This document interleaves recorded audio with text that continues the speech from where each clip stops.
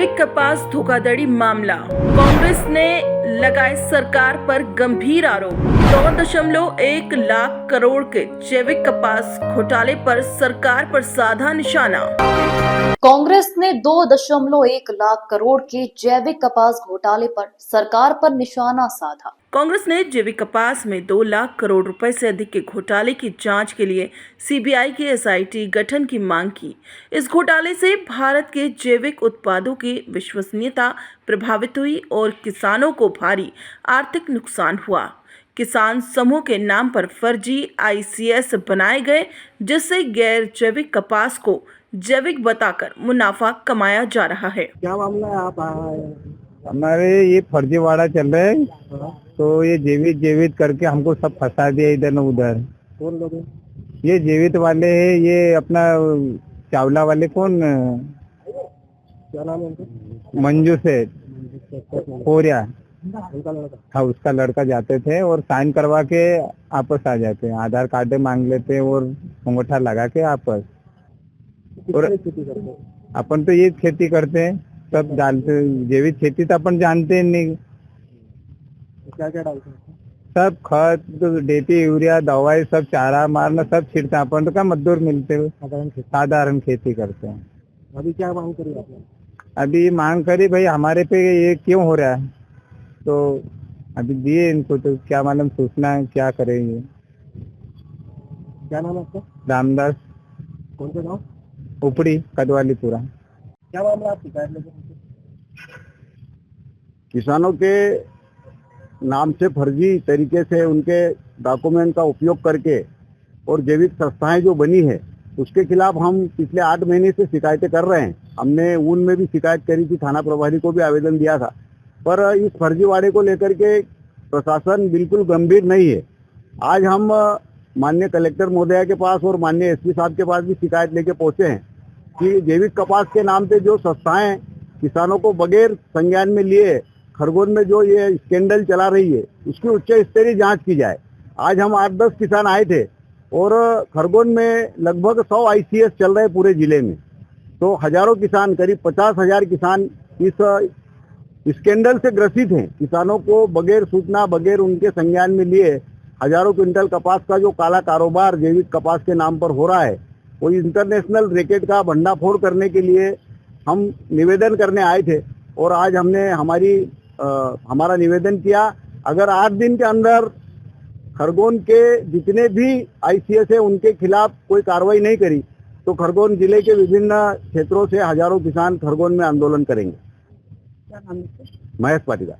कांग्रेस नेता ने बताया कि ज्यादातर किसान जिन्हें आईसीएस में पंजीकृत दिखाया गया है, वे ना तो जैविक कपास उगा रहे हैं और ना ही इस प्रणाली में अपनी उपस्थिति के बारे में जानते हैं। आईसीएस समूह ने जानबूझकर धोखाधड़ी पर किसानों के नाम जोड़े ताकि उन्हें ट्रांजैक्शन सर्टिफिकेट मिल सके। कांग्रेस ने देश में जैविक कपास के नाम पर 2.1 लाख करोड़ रुपए से अधिक के घोटाले का पर्दाफाश करते हुए इसकी जांच के लिए उच्च न्यायालय के न्यायाधीश की निगरानी में सीबीआई के नेतृत्व में एसआईटी का गठन करने की मांग की है। पार्टी ने कहा, इस घोटाले से भारत की जैविक उत्पादों को लेकर वैश्विक विश्वसनीयता पर बट्टा लगा है और किसानों को भारी नुकसान उठाना पड़ रहा है। इस घोटाले का आकार 2.10 ट्रिलियन रुपए से भी ज्यादा है, क्योंकि पिछले 1 दशक में 12 लाख किसानों ने 1.5 ट्रिलियन रुपए मूल्य का कपास उगाया, लेकिन व्यावसायिक संस्थाओं ने इसे अजैविक बताकर खरीदा और धोखे से उसे लगभग दोगुनी कीमत पर जैविक बताकर बेच दिया। पीड़ा द्वारा संचालित होने वाली ऑर्गेनिक व्यापार को लेकर के हमारी इसमें यह है कि ऑर्गेनिक व्यापार में किसानों की बगैर जानकारी के यह व्यापार किया जा रहा है और उन्हें धोखे में रखकर उनकी बगैर जानकारी के उनके अधिकारों के ऊपर कुठाराघात किया जा रहा है। तो इसके साथ ही जो व्यापारी इस व्यापार को कर रहे हैं वो सभी प्रकार के करों की चोरी कर रहे हैं। उन्हें जीएसटी देना चाहिए, नहीं दे रहे हैं, उन्हें इनकम टैक्स भरना चाहिए, नहीं भर रहे हैं। तो हमारी यही प्रमुख मांगे हैं कि भैया जिन किसानों के साथ छल कर रहे हो उस छल को रोका जाए और सरकार को रेवेन्यू दिया जाए। अगर आप व्यापार कर रहे हो, किसी के व्यापार से कोई वो नहीं है, लेकिन आप किसी के साथ धोखा मत कीजिए और वाकई में ऑर्गेनिक का काम कीजिए। कई प्रकार के आपने और भी आरोप लगाए हैं। बताया जा रहा है कि व्यापम से भी ज़्यादा बड़ा कोई स्कीम ही हुआ है ये भ्रष्टाचार को लेकर। बड़ा है क्योंकि देश के 12 लाख से अधिक किसान के साथ छल हुआ है। 12 लाख से अधिक किसान प्रभावित हुए हैं। बहुत सारा, अगर इसकी व्यापक स्तर पर जांच होगी तो जितने किसान रजिस्टर्ड हैं वो सभी के साथ लगभग छल हुआ है और उनको किसी के नॉलेज में नहीं है कि वो किसी प्रकार का ऑर्गेनिक व्यापार करते हैं। उनके नाम पर व्यापारी ही व्यापार कर रहे हैं। कब से मुद्दा शुरू हुआ है ये जो आप आरोप लगा रहे हैं? मुद्दा तो चल रहा है, पिछले 5 साल में बहुत ज़बरदस्त इसमें तरीके से वो चीज़ें हुई है। बहुत सारी घटनाक्रम सामने आए हैं। जीएसटी की रेडें डली, जीएसटी चोरी की घटनाक्रम सामने आई, क्राइम ब्रांच की फर्जी एफआईआर और उसमें सारी चीज़ें सामने आई है। इसके अलावा ईओडब्ल्यू और अन्य स्थानों पर भी ये चीज़ें हुई है। इसके पहले भी आपने पूर्व में कभी शिकायत इस बारे में की हो या प्रशासन को शासन को अवगत कराया हो? सभी प्लेटफार्म जो उचित प्लेटफार्म है वहाँ पे मैं निरंतर शिकायत करते रहा हूँ और निरंतर लोगों के नॉलेज में डालते रहा हूँ। क्या नाम लिखते हैं आप? पूर्णा ठाकुर। प्रत्येक किसान 2.5 एकड़ में खेती करता है और लगभग 5,000 क्विंटल की दर से सालाना 7 क्विंटल प्रति एकड़ उत्पादन करता है, जिससे उसे सालाना 87,500 रुपये की कमाई होती है। 6,000 से ज़्यादा ICS समूह के 24 लाख किसानों में से लगभग 12 लाख किसान प्रभावित और ठगे गए हैं। इस पूरे मामले में आपको जानकारी देते चले कि कुछ दिन पूर्व इंदिरा भवन स्थित कांग्रेस मुख्यालय में पत्रकार वार्ता करते हुए कांग्रेस के वरिष्ठ नेता और मध्य प्रदेश के पूर्व मुख्यमंत्री दिग्विजय सिंह ने प्रधानमंत्री नरेंद्र मोदी के न खाऊंगा न खाने दूंगा के नारे पर सवाल उठाते हुए कहा कि सरकार की 6 से कुछ कारोबारी और जैविक कपास को ऑर्गेनिक बताकर 6 गुना मुनाफा कमा रहे हैं, जबकि असली किसान न्यूनतम मूल्य के लिए जूझ रहे हैं। उन्होंने कहा कि इस तरह की धोखाधड़ी में न केवल भारी टैक्स और जीएसटी चोरी भी हुई है, बल्कि भारत के जैविक उत्पादों की विश्व भारत में बदनामी भी हुई है। उन्होंने कहा कि सरकार 2017 से ही प्रमाणन प्रक्रिया में हो रही गड़बड़ियों और इस घोटाले से अवगत थी, लेकिन इसके बावजूद कोई सख्त कार्रवाई नहीं की गई। कांग्रेस कार्य समिति के सदस्य दिग्विजय सिंह ने बताया कि 2001 में वाणिज्य एवं उद्योग मंत्रालय ने राष्ट्रीय जैविक उत्पादन कार्यक्रम शुरू किया, जिसका क्रियान्वयन कृषि और प्रसंस्कृत खाद्य उत्पाद निर्यात विकास प्राधिकरण द्वारा किया गया।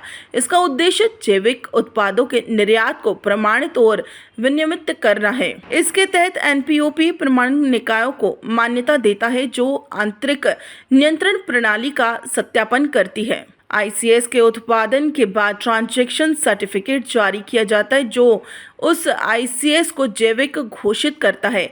ICS 25 से 500 किसानों के समूह होते हैं जो जैविक कपास उगाते हैं। वर्तमान में लगभग 6,046 ICS और 35 प्रमाणन निकाय हैं। उन्होंने कहा कि इसके तहत जैविक खेती करने वाले किसानों के समूह बताकर उन्हें 3 साल तक 5,000 रुपये प्रति हेक्टेयर दिए जाते हैं। जैविक खेती की प्रक्रिया में सर्टिफिकेशन काफ़ी महत्वपूर्ण है, क्योंकि इससे उसका दाम अंतर्राष्ट्रीय स्तर पर बढ़ जाता है। कांग्रेस नेता ने बताया कि ज़्यादातर किसान जिन्हें ICS में पंजीकृत दिखाया गया है, वे न तो जैविक कपास उगा रहे हैं और न ही इस प्रणाली में अपनी उपस्थिति के बारे में जानते हैं। ICS समूह ने जानबूझकर धोखाधड़ी कर किसानों के नाम जोड़े ताकि उन्हें ट्रांजैक्शन सर्टिफिकेट मिल सके। मध्य प्रदेश में भी फर्जी समूह बनाए गए और किसानों को पता भी नहीं चला कि वे सदस्य बन गए हैं। किसानों का जो ऑर्गेनिक फार्मिंग कर रहे हैं उनका समूह बनाकर और उनको प्रोत्साहित करने के लिए केंद्र सरकार ने 3 साल तक 50,000 रुपया प्रति हेक्टेयर देने का भी उन्होंने प्रस्ताव रखा था, जिसे कि लागू किया गया। अब उसके तहत विशेष तौर पर मालवा क्षेत्र हमारा और निमाड़ ये ऑर्गेनिक फार्मिंग का हब बना और निमाड़ क्षेत्र में जो नर्मदा घाटी का क्षेत्र है उसमें बहुत बड़े पैमाने पर कपास पैदा होता है। पूरे विश्व में जो organic agriculture product, food product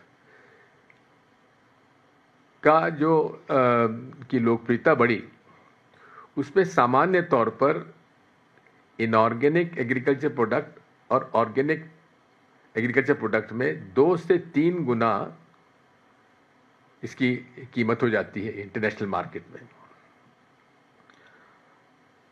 और ये पूरी प्रक्रिया जो है, इसमें आईसीएस जो है, इंटरनल कंट्रोल सिस्टम्स, यानी कि उनको प्रमाणित करने के लिए उन्होंने सर्टिफिकेशन एजेंसीज बनाई और 25 से 500 लोगों का, किसानों का समूह बनाया। और ये अधिकांश आईसीएस के अंतर्गत सूचीबद्ध अधिकांश किसान न तो जैविक कपास उगा रहे हैं और न ही उन्हें इस प्रणाली में शामिल होने की जानकारी है, उनको जानकारी नहीं है। इसका मतलब है कि आईसीएस समूह ने लेन देन प्रमाण पत्र प्राप्त करने के लिए किसानों के नाम से गलत तरीके से शामिल किए हुए हैं। यानी कि जो व्यापारी है, स्थानीय लोगों से मिलकर उन्होंने असत्य प्रमाणीकरण का एक धंधा शुरू किया और बड़े पैमाने पर ये ट्रांसफर सर्टिफिकेट लेके और उसे अंतर्राष्ट्रीय मार्केट में वे बेच देते थे। घोटाले का पैमाना और अंतर्राष्ट्रीय प्रभाव ये आपके सामने मैं प्रस्तुत कर रहा हूं। इस घोटाले का आकार 2.1 लाख करोड़ का है। 2.1 लाख करोड़ का घोटाला अनुमानित है, इससे ज्यादा ही होगा, कम नहीं होगा, क्योंकि हमने जो फिगर्स लिए बड़े कंजर्वेटिव फिगर्स लिए हैं, क्योंकि सब मिला के 24 लाख किसान हैं जो इसके अंदर 6000 आईसीएस के अंदर रजिस्टर्ड हैं। तो हमने केवल 12 लाख लोगों के हिसाब से ही ये अनुमानित जो घोटाला है उसको बताया है। तो 10 साल के अंदर लगभग 12 लाख किसानों द्वारा जो कपास की ऑर्गेनिक खेती की, जैविक खेती की, उसका यदि हम अंदाज लगाएं तो 7 कुंटल प्रति एकड़ एक एवरेज आता है उत्पादन का, और उसकी कीमत लगभग 4000 से 6000 रुपये प्रति क्विंटल होती है इनऑर्गेनिक कपास की। ठीक है, तो इसमें सालाना कमाई अगर आप समझें 2.5 एकड़ की तो करीब 87,500 रुपये, 87,500 का करीब आता है। अब 6000 से ज्यादा आईसीएस समूह के 24 लाख किसानों में से लगभग 12 लाख किसान प्रभावित ठगे गए। इन निर्यातों द्वारा आयकर और जीएसटी की भी बड़े पैमाने पर चोरी हो रही है। उन्होंने बताया कि इस घोटाले को अनुमानित आकार 2.1 लाख करोड़ रुपए से भी अधिक हो सकता है। उन्होंने कहा कि पिछले एक दशक में 12 लाख किसानों ने 1.5 ट्रिलियन रुपए मूल्य का कपास उगाया, लेकिन व्यावसायिक संस्थाओं ने इसे अजैविक बताकर खरीदा और इसे कई गुना कीमत पर जैविक बताकर बेच दिया। United state department of agriculture, European union और ग्लोबल ऑर्गेनिक टेक्सटाइल स्टैंडर्ड द्वारा भारतीय प्रमाणकर्ताओं की मान्यता रद्द करने के मामले गिनाते हुए कांग्रेस नेता ने कहा कि अब भारत जैविक उत्पाद बाजार में धोखाधड़ी का केंद्र माना जा रहा है। न्यूयॉर्क टाइम्स में 2022 में छपी खबर का हवाला देते हुए उन्होंने बताया कि भारत के जैविक कपास निर्यात का 80% हिस्सा फर्जी है। दिग्विजय सिंह ने बताया कि उन्होंने अगस्त 2024 में प्रधानमंत्री को पत्र लिखकर मध्य प्रदेश में जैविक कपास धोखाधड़ी को चिन्हित किया था।